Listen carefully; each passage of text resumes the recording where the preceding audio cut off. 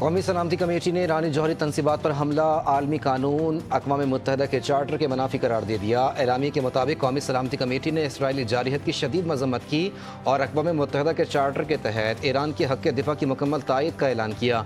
Committee ने ईरानी जौहरी तनसीबात पर हमलों के बाद मुमकिन शिद्दत इख्तियार करती सूरत हाल पर इजहार तशवीश किया। एटमी तनसीबात पर हमले के आलमी जौहरी तवन्नाई एजेंसी की करारदादों, आलमी कवानीन, UN चार्टर की खिलाफ वर्जियों को करार दिया। गैर जिम्मेदाराना कार्रवाइयों से कशीदगी में इजाफा बड़े तनाज़े को जन्म दे सकता है। एटमी तनसीबात बहाना, ईरानी क़यादत निशाना, अमरीकी सदर के मकासद आया। ट्रंप की ईरान में रिजीम चेंज की हर्जा सराई। सोशल मीडिया पर कहा, रिजीम चेंज की इस्तिलाह का इस्तेमाल वैसे सियासी तौर पर दुरुस्त नहीं, लेकिन अगर मौजूदा ईरानी हुकूमत ईरान को अजीम नहीं बना सकती तो रिजीम चेंज क्यों नहीं होना चाहिए। हमने एक शानदार फौजी कामयाबी हासिल की। इस कामयाबी में हमको बम को ईरान के हाथ से छीन लिया। अगर उन्हें मौका मिलता तो वो ये बम ज़रूर इस्तेमाल करते। इसराइली जारहियत का ईरानी जवाब। इसराइल पर मिसाइल हमला, पहली बार कदर H मिसाइल फायर कर दिया। ईरानी खबर रसा एजेंसी तस्नीम के मुताबिक पासदारान इनकलाब ने कहा कि ईरान ने आज ऑपरेशन वादे सादिक सोम के तहत इसराइल पर 21वां हमला किया, जिसमें सॉलिड और लिक्विड फ्यूल्ड बैलिस्टिक मिसाइलों और ड्रोन्स का इस्तेमाल किया गया। जनूबी इसराइल में पावर प्लांट पर मिसाइल हमले से बिजली की फरहमी मुतासर। इसराइलियों ने ईरान के खिलाफ जंग शुरू होने के बाद आज सबसे तवील वक्त पनागाहों में गुजारा है। वज़ीर आज़म शहबाज शरीफ से पाकिस्तान में तैनात ईरानी सफ़ीर रज़ा अमीरी मुक़द्दम की मुलाकात। ख़ित्ते की ताज़ा तरीन सूरत हाल पर तबादला ख़याल। ईरानी सफ़ीर ने ईरान इसराइल अमरीका तनाज़े से वज़ीर आज़म को आगाह किया। हमारे खित्ते में भी एक नेतन्याहू का सस्ती कॉपी है और मैं फ़ख्र से कह सकता हूं कि हमने इस सस्ती कॉपी को जंग के मैदान में हरवा दिया, सफारतकारी के मैदान में हरवा दिया और बयानिया के मैदान में। हमारे खित्ते में एक नेतन्याहू की सस्ती कॉपी है। हमने सस्ती कॉपी को जंग, सिफारतकारी और बयानिए के मैदान में हरवा दिया। पानी पर जंग लड़ना पड़ी तो अगली जंग भी जीतेंगे। भारत सेंतास मुआहदे पर अमल करे या जंग के लिए तैयार रहे। चेयरमैन पीपल्स पार्टी की ललकार। बिलावल भुट्टो बोले, भारत सेंतास मुआहदा मान ले, अगर खिलाफ वर्जी करेगा तो तमाम 6 दरिया पाकिस्तान के होंगे। ईरान की जौहरी तनसीबात पर अमरीकी हमले की भी मजम्मत। हमले को आलमी कवानीन की खिलाफ वर्जी करार दिया।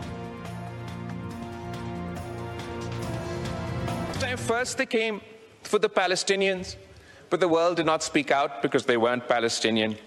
Then they came for the Lebanese, but we did not speak out because we were not Lebanese. And then they came for the Yemenis, but we did not speak out because we're not from Yemen. And now they have come for Iran. If we do not speak out, Mr. Speaker, there will be no one left when they come for us. नए टैक्सों में इजाफे को GDP के सिर्फ 0.25% तक महदूद रखा गया। बेहतर टैक्स कंप्लायंस के लिए हम ना सिर्फ डिजिटलाइजेशन को फरोग दे रहे हैं, बल्कि टैक्स कवानीन में भी बेहतरी ला रहे हैं। हमने मौजूदा वसाइल में रहते हुए तनख्वाहदार तबके पर टैक्सों के बोझ को कम किया है।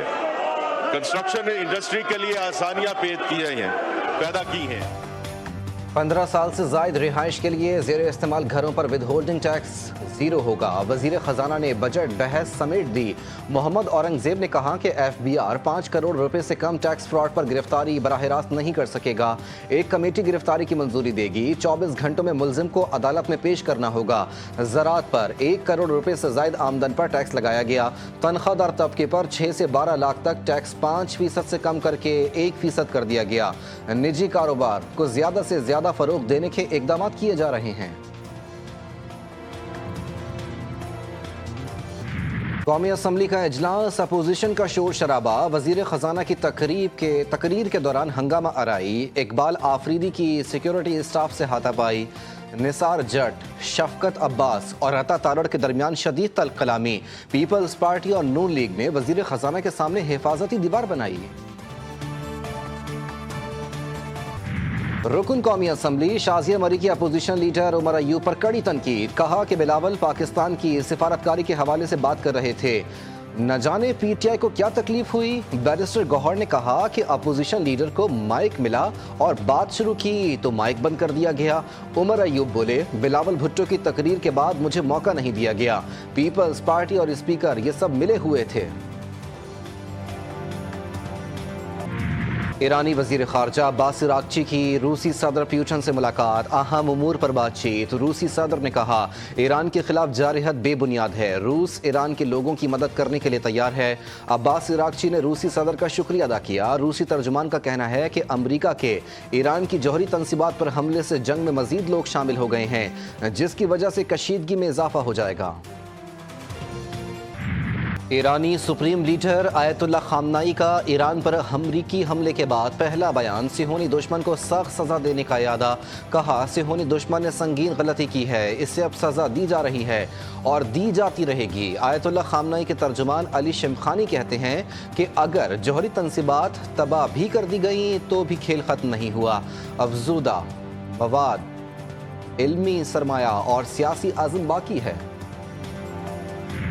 ईरान को जौहरी हथियार बनाने की इजाज़त नहीं देंगे। अमरीकी सदर और बरतानवी वज़ीर आज़म मुत्तफ़िक। टेलीफोनिक गुफ्तगू में दोनों रहनुमाओं ने ईरान के एटमी प्रोग्राम को आलमी सलामती के लिए संगीन खतरा करार दिया। कहा, ईरान को कभी एटमी हथियार बनाने की इजाज़त नहीं दी जा सकती। अमरीकी सदर ने ईरान के खिलाफ गुज़िश्ता शब किए गए अमरीकी इक़दामात से आगाह किया।